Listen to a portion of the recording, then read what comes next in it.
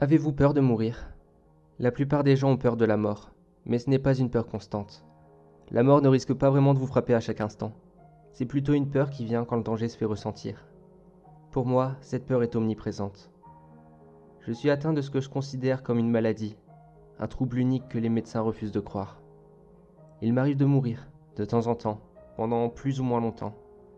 Ça me frappe d'un coup, je m'évanouis et me retrouve à flotter au-dessus de mon corps inanimé, à être spectateur de tout ce qui se passe autour de moi sans pouvoir y faire quelque chose. Vous n'imaginez pas à quel point cela est effrayant. Ma première crise fut à mes 8 ans. Je jouais seul dans mon jardin, c'était un très grand jardin qui ressemblait plus à une forêt privée. Et je m'amusais ici pendant des heures chaque jour. Puis c'est arrivé. En début d'après-midi, un pincement au cœur, puis la chute. J'ai rouvert les yeux en face de mon cadavre. J'ai hurlé. J'ai essayé de pleurer, mais sans effet. J'ai couru jusqu'à chez moi et au moment d'ouvrir la porte, je suis passé au travers. Ma mère était dans la cuisine, elle ne me voyait pas. Je l'ai suppliée de me remarquer pendant de longues minutes, avant qu'un flash me ramène à mon corps. C'était la première fois, un vrai traumatisme. Je me souviens encore de ma mère qui me félicitait pour mon imagination. J'aurais aimé avoir autant d'imagination. À 12 ans, je suis mort pendant 2 heures. Personne n'a remarqué mon cadavre sur le sol du salon, car j'avais désobéi pour regarder la télé très tard pendant que mes parents dormaient.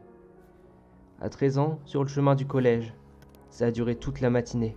J'étais à terre, le visage plongé dans la boue, et je me suis fait engueuler pour avoir séché les cours avec une si mauvaise excuse.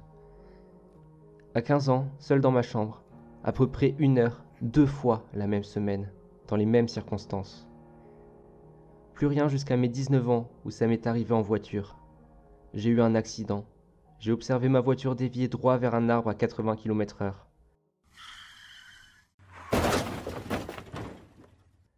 J'ai senti une vive douleur à la tête au moment du choc. Ma jambe gauche me faisait aussi terriblement mal. J'ai bien cru que j'étais vraiment mort ce jour-là. Les pompiers ont vérifié ma respiration et je ne respirais plus. Ils ont essayé de prendre mon pouls, sans succès. Jusqu'au flash quelques secondes plus tard, qui m'a brusquement ramené à la vie. Les pompiers n'en revenaient pas. J'avais la jambe cassée, le crâne sanglant, mais je souriais comme jamais. J'étais vivant. Je n'ai plus jamais conduit depuis ce jour. J'ai 23 ans maintenant, et je ne sors plus vraiment de chez moi. Enfin, je laisse toujours mon corps à la maison. C'est plus sûr de mourir à domicile. La fréquence des crises est toujours imprévisible. La dernière fois, c'était toute une après-midi. Et, histoire d'en profiter un peu, j'ai été espionner une énième fois mon voisinage. Mis à part la voisine qui me plaît bien, je n'ai rien vu d'intéressant. Le jour de ma pire crise était très semblable à tous les autres. Comme chaque jour, je m'étais réveillé tard, et j'avais suivi ma routine habituelle, histoire d'être parfaitement en sécurité.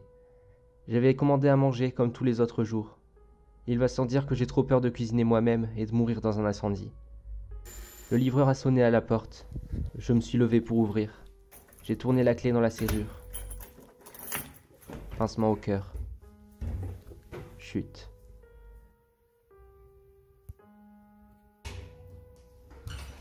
Au-dessus de mon cadavre, je contemplais les pompiers et la police. Le livreur avait voulu bien faire, mais ils n'ont pas réussi à me ranimer. Les chocs électriques du défibrillateur étaient vraiment douloureux, mais les flashs produits n'étaient pas assez puissants pour me ramener.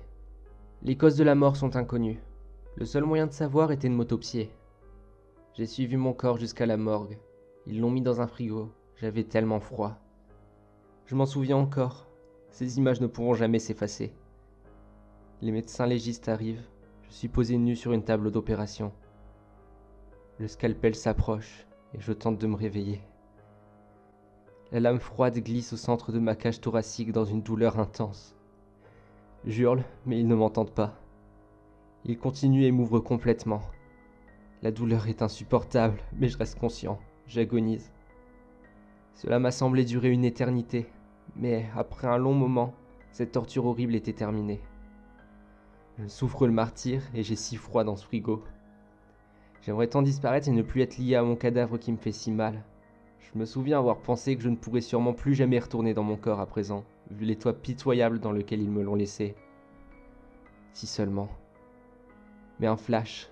Je me suis retrouvé aspiré dans mon corps. Une douleur fulgurante m'a accueilli, bien pire que toutes celles que j'avais déjà vécues. Je suis vivant, une nouvelle fois, à l'intérieur de ce conteneur froid, censé m'empêcher de me décomposer. J'eus à peine le temps de me débattre et d'hurler pour que l'on vienne en aide, que vous devinez déjà la suite. Mal au cœur, plus fort que jamais. Je me retrouve dans la morgue, face au médecin qui ouvre ma prison pour constater que je suis encore mort. Mon cadavre figé dans une posture qui traduisait ma souffrance. La bouche ouverte, signe d'un cri d'agonie. Mon corps contracté comme pour me débattre face à la mort elle-même. Je crois que les médecins légistes n'avaient jamais rien vu d'aussi effrayant. Après ça, ma mort a été atroce. J'ai vu mes parents lors de la veillée mortuaire. Ils étaient les seuls présents pour moi. Mon père n'a même pas versé une larme. Je suis resté auprès d'eux un moment, bien qu'ils ne me voyaient pas. J'ai appris qu'ils me considéraient comme un bon à rien, et que ma mort allait enlever un poids de leurs épaules. Ça n'avait plus vraiment d'importance. Je souffrais déjà tellement qu'ils ne pouvaient pas me faire plus de mal. Enfin, j'aurais quand même préféré ne pas savoir tout ça. Dans l'ordre des choses, je me suis donc fait enterrer. La cérémonie était chiante à mourir. Je n'allais pas rester là à veiller sur ma tombe et à hanter ce foutu cimetière. Je suis donc parti, empruntant des chemins au hasard, jusqu'à remarquer que la douleur s'atténuait quand je m'éloignais de mon corps. J'ai donc marché jusqu'à arriver chez moi, afin de m'apitoyer sur mon sort dans l'endroit où jusqu'à présent je me sentais le mieux. Je suis resté là plusieurs jours à regarder mon appartement prendre la poussière, sans que personne ne vienne pour le vider de toutes mes affaires. Au fond, tant mieux, je ne voulais croiser personne. Je ne voulais pas voir des gens rentrer chez moi et les jalouser d'être en vie. Ce qui m'arrivait était injuste. Je me raconte sans cesse cette histoire. Je la retourne dans ma tête encore et encore, car c'est elle qui m'a amené ici.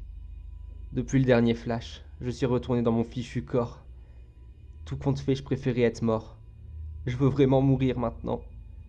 Je suis piégé dans mon cercueil depuis tellement longtemps, sans cesse agonisant de douleur et de faim, suffocant à cause du manque d'air et du sang dans mes poumons, mais incapable de mourir à nouveau, malgré mon agonie permanente. Si la mort est vraiment une maladie, je crois bien que je suis guéri.